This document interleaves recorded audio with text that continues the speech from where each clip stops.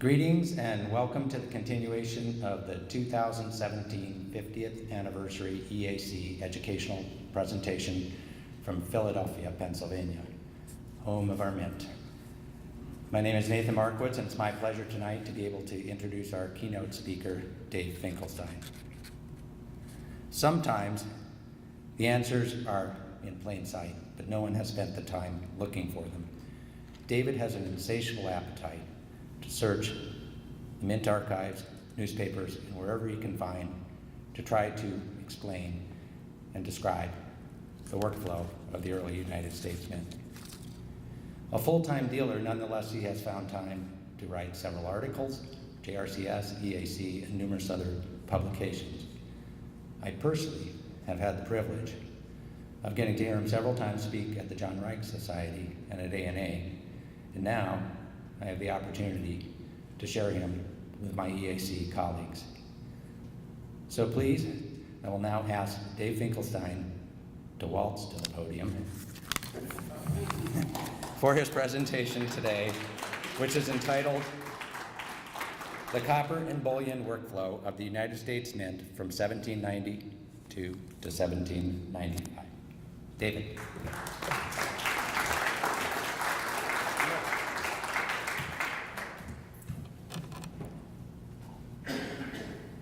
How's this? Can you all hear me?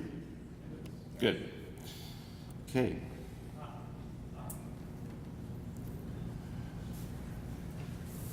Over the last 30 years, I was a collector. I collected bust half dollars by die marriage and die state. I then started collecting bust coin errors. So although I don't collect bust coins per se, if it's an error, like an off-center, double struck, triple struck rockage, I am your buyer. I really didn't collect copper, so I was more involved with the John Reich Collector Society, although I'm a member of the EAC. I was mentored by Russell Logan, who's co-author of the Dime Variety book. He was co-founder of the John Reich Collector Society, and also Dr. Henry Hilgard. And between those two individuals, they taught me about the minting process more than I could ever thank them for. And although they are not here with us today, I continue in their absence.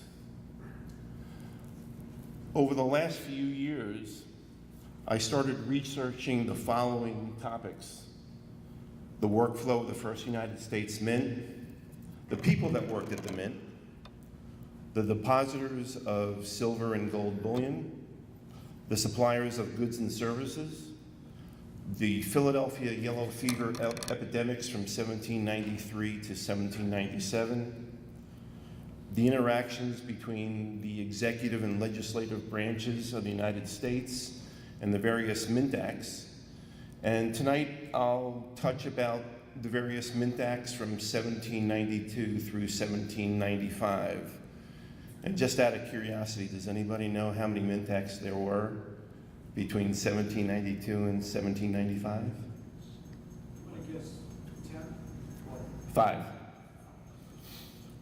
And there was also some interactions between foreign government officials and the Mint. I won't be touching on that today.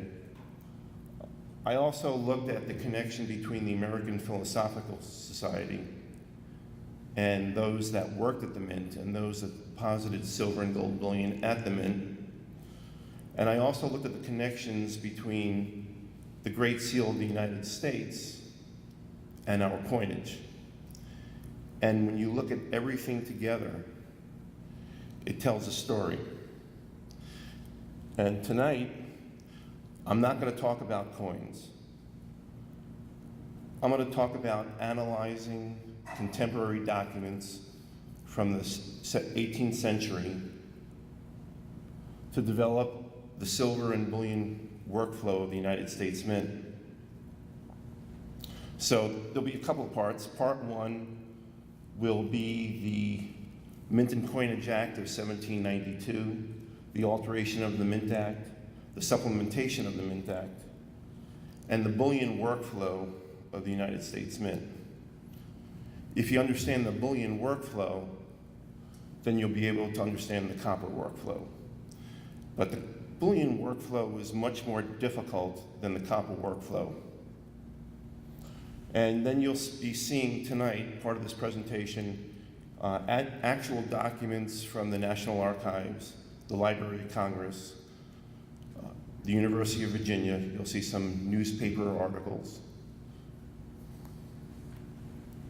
So let's start with the Bullion workflow of the United States Mint. Before we start, you need to understand a few concepts. Who were the officers of the Mint?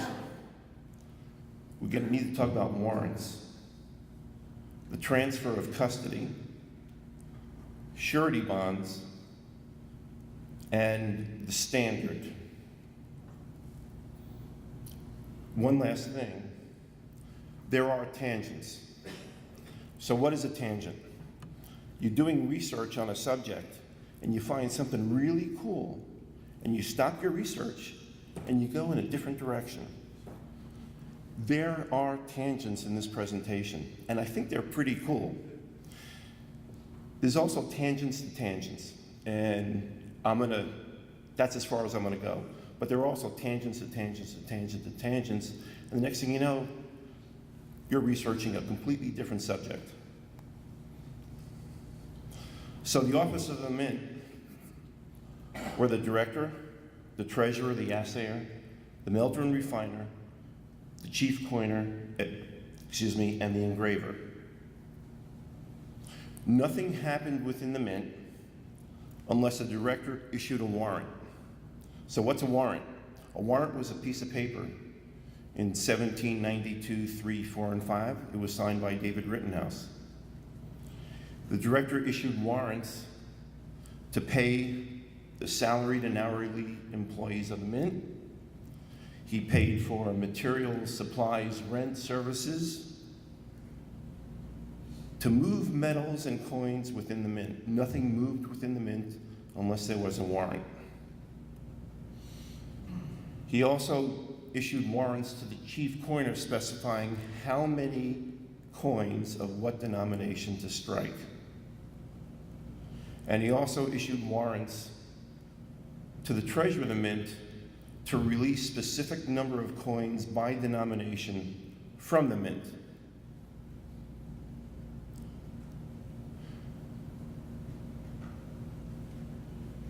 And he also issued a warrant to return specific number of coins to a specific depositor. So nothing moved unless the director of the Mint, who was the orchestra leader, specified in writing with a signature, this is what we're gonna do. So everything was issued by the director. Now let's talk about custody. Coins and metals did not move from the treasury to the coining department. Metals and coins moved from the custody of one Mint officer to the custody of a second Mint officer. So it went from the custody of the treasurer of the Mint to the custody of the chief coiner. And this is a very important concept and something that we need to remember. Because the Mint and Coinage Act of April 2nd, 1792 required the officers of the Mint to post a surety bond. They needed to be bound to the United States of America, and also the Treasury Department had to balance the Mint books every quarter. If there was a discrepancy, the department was not held accountable. It was the officer that was missing the metals or coins that was held accountable. So the surety bond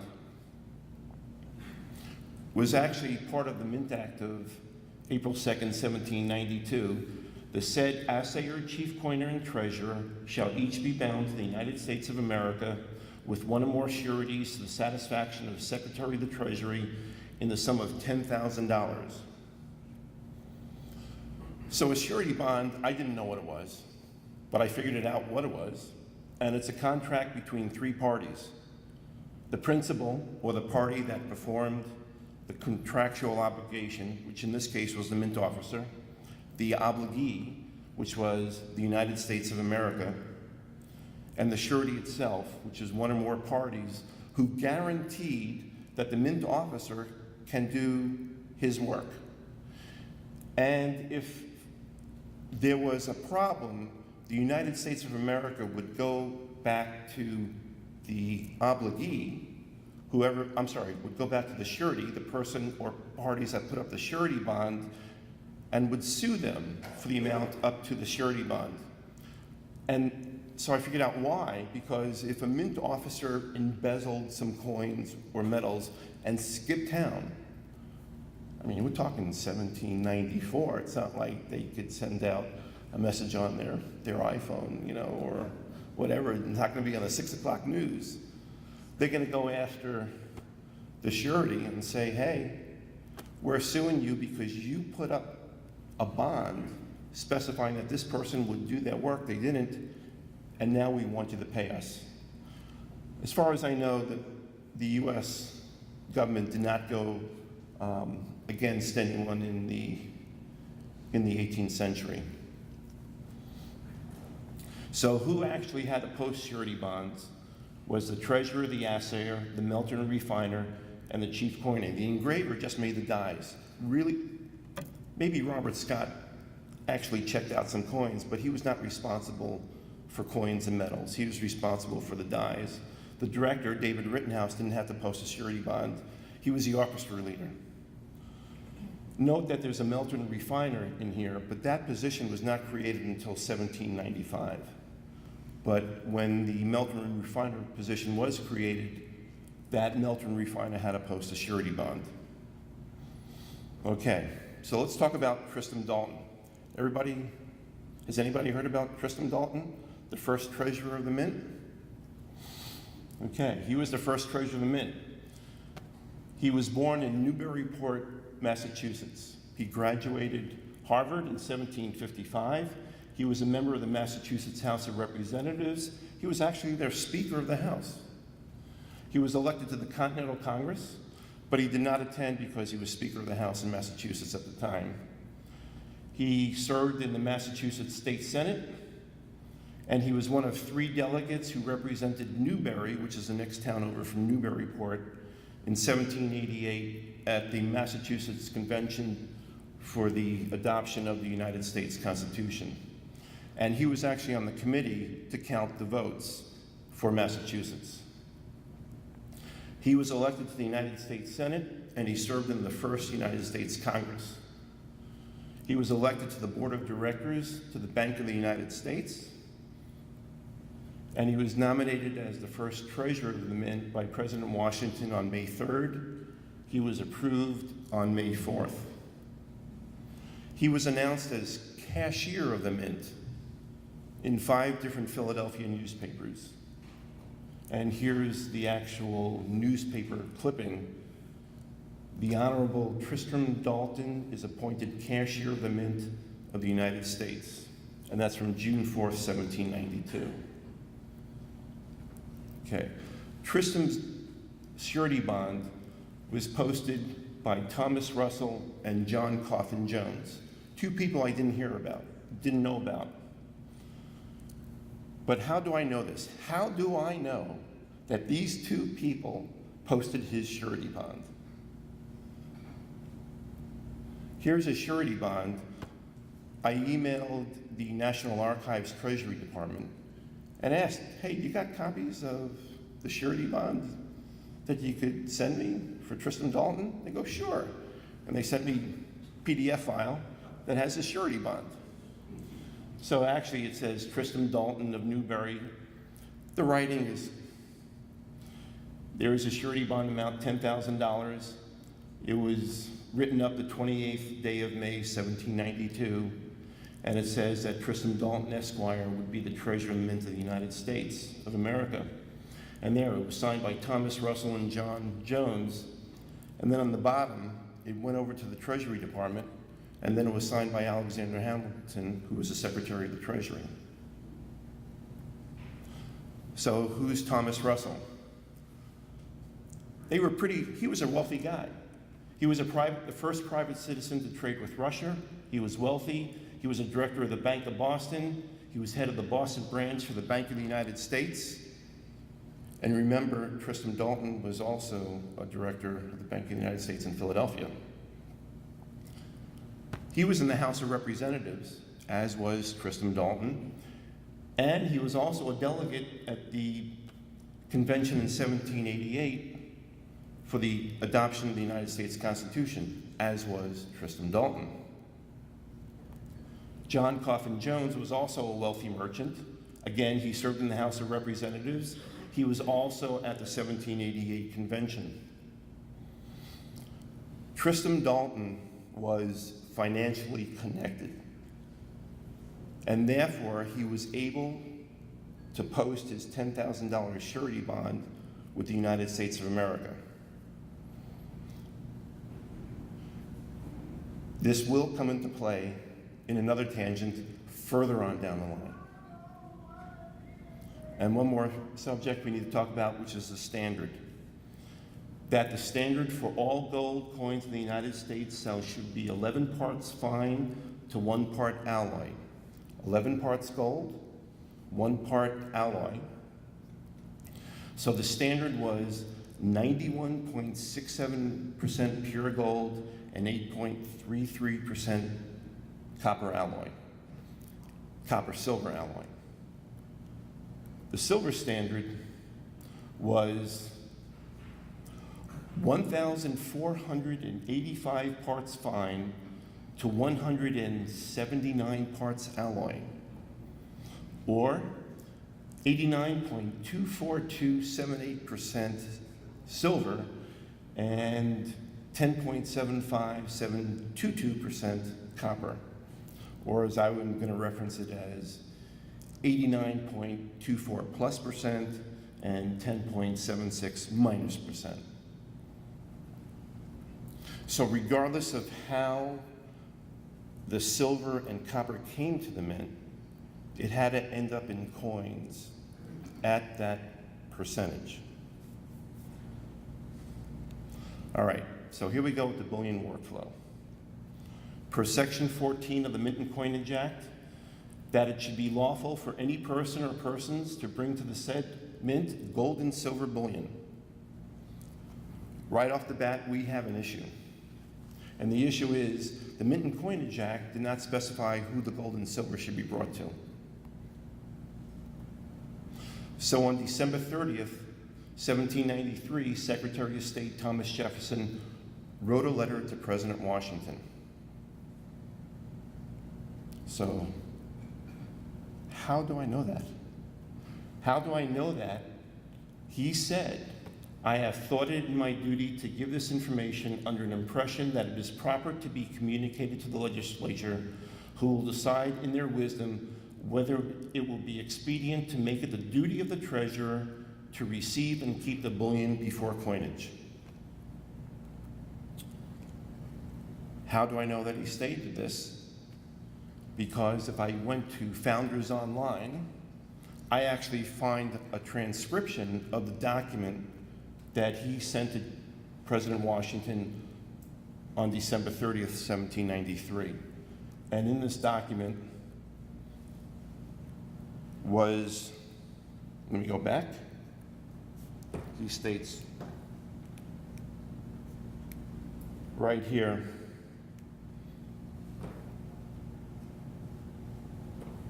well, he states here, I'm informed by the director of the Mint that there are impediments, and this is his actual transcription. And Founders Online is a cooperative agreement between the National Archives and the University of Virginia.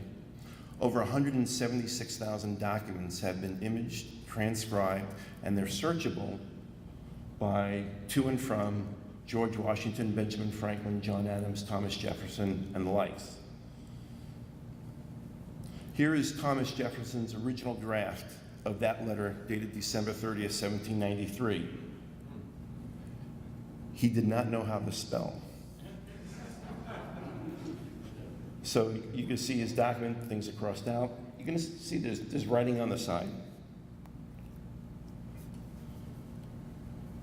He crossed out a section, more writing on the side. The actual letter that went to President Washington was actually rewritten by his secretary. And here's the actual letter. Philadelphia, December 30th, 1793. And there is page 2.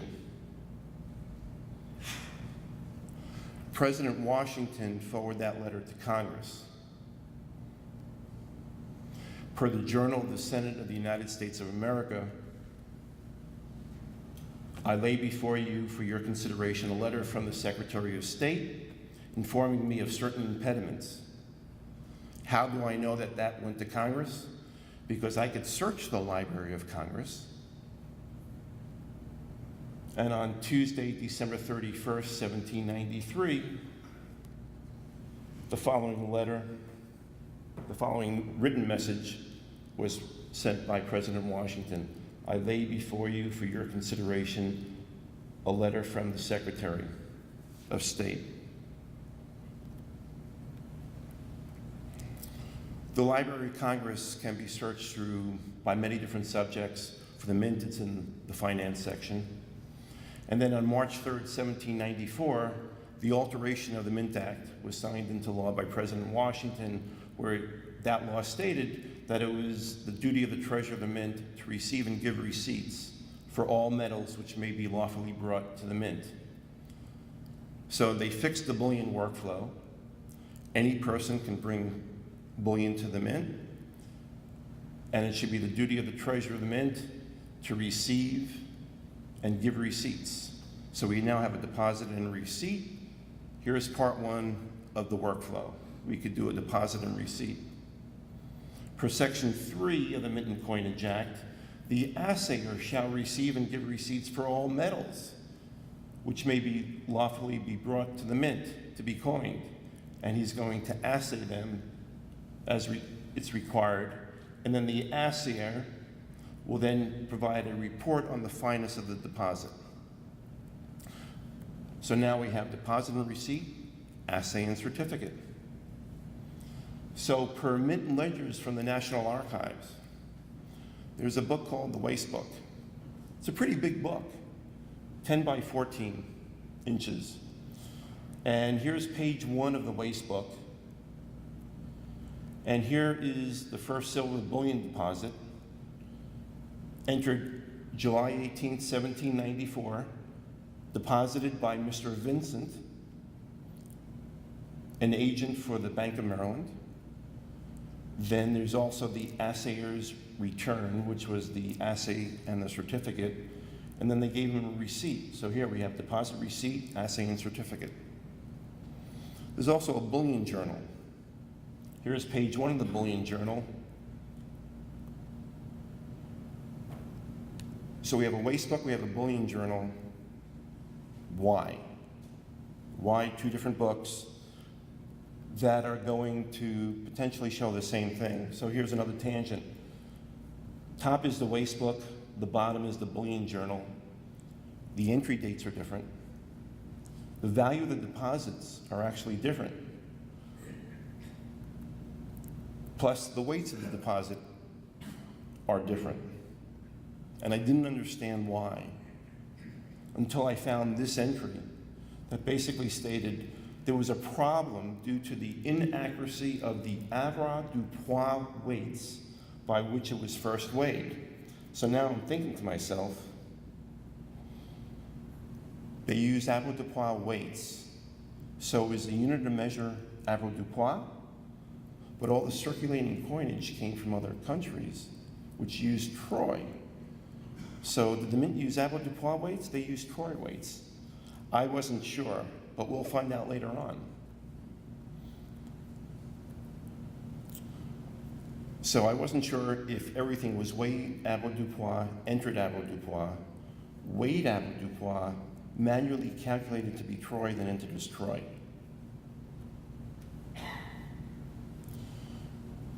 So I theorized that the waste book was the entry made when they started working on something, and the bullion journal was when they most likely finished working on it. And that the bullion journal reflects the waste book entry plus any corrections they made while working on something. I also noticed a couple of numbers in the Bullion journal. Here it's 5 and 62. And over a period of time, I wasn't sure what they were, but I pretty much figured out that they were the general ledger chart of account numbers. That you would credit an amount to the top general ledger account number, debit it